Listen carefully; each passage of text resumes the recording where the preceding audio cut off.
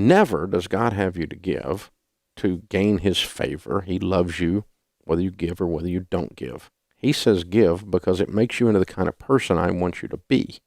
I want to make you into a giver, God says. And he starts with that as a tithe. And he says to test him in this. Test me.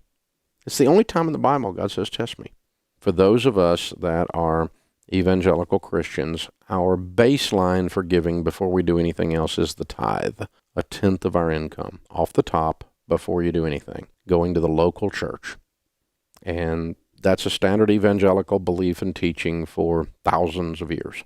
And it's modeled after an Old Testament guideline in Deuteronomy that says to give a tenth of your increase in Deuteronomy 28. And the Old Testament storehouse was where the widows, the orphans, and the Levites, who were the priests, were taken care of.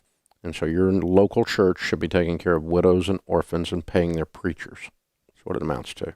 And that's what the tithe is to be used for, a tenth.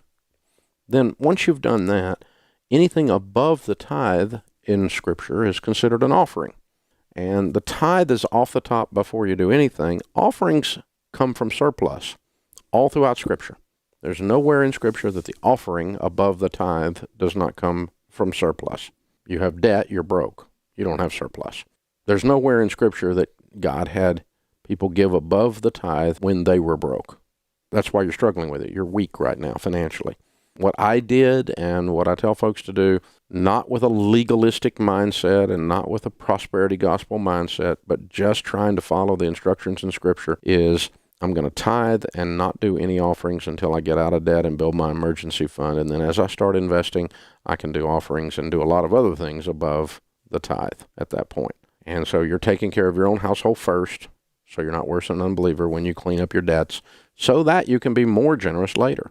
Again, 10% is just the baseline. Our goal is to become wealthy so we can give away millions of dollars to help people, like little children that need food and that kind of stuff. Just pray and find what God's Spirit's telling you to do in the middle of this, but at least tithe going through the first 3 baby steps. And after that, then you've taken care of your own household. You've laid a basic foundation for your household. Then the strength that you've built allows you to be gentle with others. It's very difficult to be gentle when you're weak. So what we're trying to say is grow up financially so that your giving is done out of strength.